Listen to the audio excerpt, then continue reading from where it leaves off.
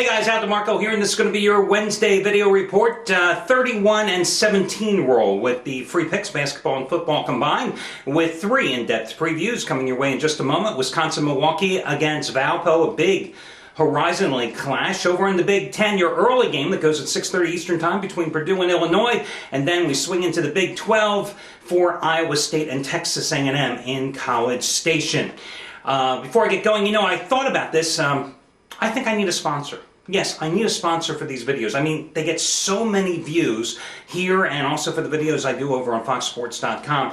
I was thinking, God, what would be the perfect sponsor? And then it struck me. The perfect sponsor, guys, Just for Men. Yes, Just for Men. Brush-in gel for your mustache and beard. This should be my sponsor, because without this beautiful little product that I have to use about every 2.5 days, it seems, well, you would have to be wearing sunglasses right now, because the white from my beard would just be blinding. Yes, forget about gray. Gray started when I was 29 years old in the beard. White is the current color of preference here. So I think, again, these guys ought to sponsor me, without a doubt, for these videos. But, hey, gotta have some fun when we do these things, right, guys? Let's get to your free selections in just a moment. First of all, I want to talk about a couple of hot handicappers. Anthony Redd, I came down on him here on the videos after he came with a monster play in the Super Bowl. And it's not so much that he came with his first ever monster play of that magnitude in the Super Bowl, and it happened to be a loser, because, hey, it's a 50-50 proposition, whether you're a gambler or whether you're a handicapper, win or loss. But my fear has always been that, as I expressed to you in that day's video, that so many gamblers come out of the woodwork. Those that were buried early in the season looking to get back and recoup all their losses. Casual players that maybe haven't played it all season long. They come out for the Super Bowl and they play it like it's the last game on earth. Well, most of the handicappers at this site, guys, I'm not lying to you, had the Steelers that day, and you know what happened in the game, right? But the thing that also I think many people didn't realize is that, Anthony Redd came into the Super Bowl with a profit in the NFL for the season. He came in on a nice winning streak. And since losing that fateful Sunday 2 weeks ago, he's turned right around and continued to rebuild that bankroll again, going on another nice little roll.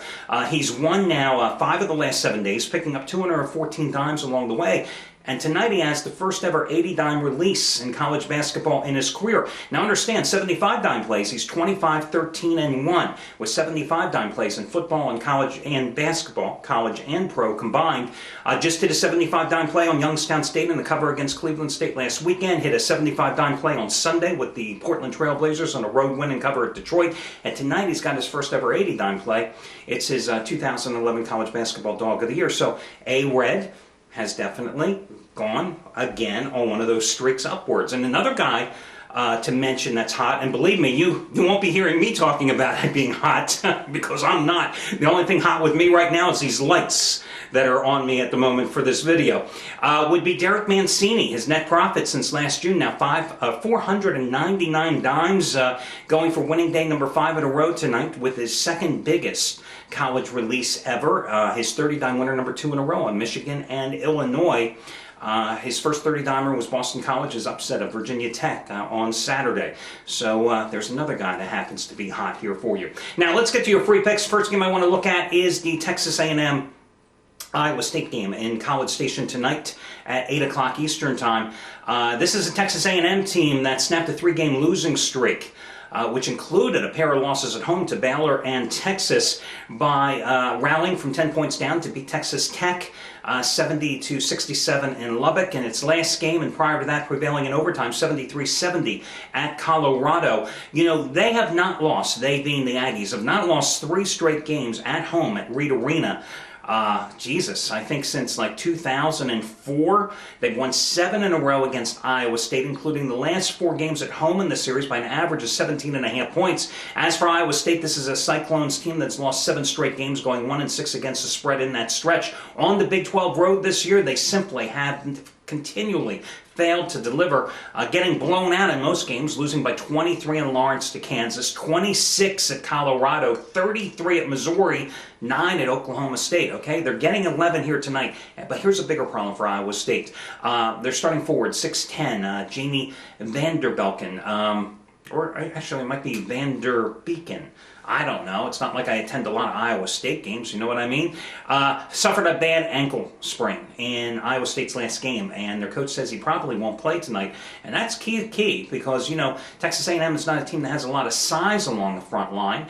And this guy had been averaging a little over 11 points and 5 rebounds a game, but also popping from nearly 43% from three-point range. I think this is a good game to get on the Texas A&M bandwagon to lay the double digits with them at home. Next game, also at 8 o'clock Eastern Time tip-off in the Horizon League. Valparaiso is leading the league here, and to remain atop the league standings, they've got to beat Wisconsin-Milwaukee here this evening on the road. And it's so important in the Horizon League to win the regular season title because the winner, the first place team, gets to host the conference tournament. I think that is just one of the greatest things ever in college basketball. It's a shame because of financial reasons. Some of the bigger conferences don't do that. But why all the mid-major conferences don't do that is beyond me. Let the winning team host the conference tournament. Well, they're top of the Horizon League. They beat the hell out of Wisconsin-Milwaukee in the first meeting about 3-4 weeks ago, 60-43 at home, and they won that game despite missing Brandon Wood, one of their top scorers, averaging 16 points a game. They held Wisconsin-Milwaukee to 28% shooting in that contest. Now, Wisconsin-Milwaukee has definitely played some good ball here of late. They have won 6 in a row. The Panthers going 5-1 ATS in that stretch, but got to go with Valpo in this one. This is a team that's third in the conference in scoring at nearly 73 points a game. Number 1 shooting team in the conference at 47.7%. So I'll go ahead and grab the point with the first place team here on the road, that being the Crusaders of Valpo. Finally, early tip-off, 6:30 Eastern Time. I don't know why the hell they make these games at 6:30 Eastern Time. It makes no sense to me, especially when it's a game of this magnitude. You've got Purdue at Mackey Arena, minus 4.5 points against Wisconsin. Well, we know what Wisconsin did in the last game. They handed Ohio State its first loss of the season. What many people tend to forget about that game is that the Badgers had to rally from a 15-point deficit to beat the Buckeyes in this game.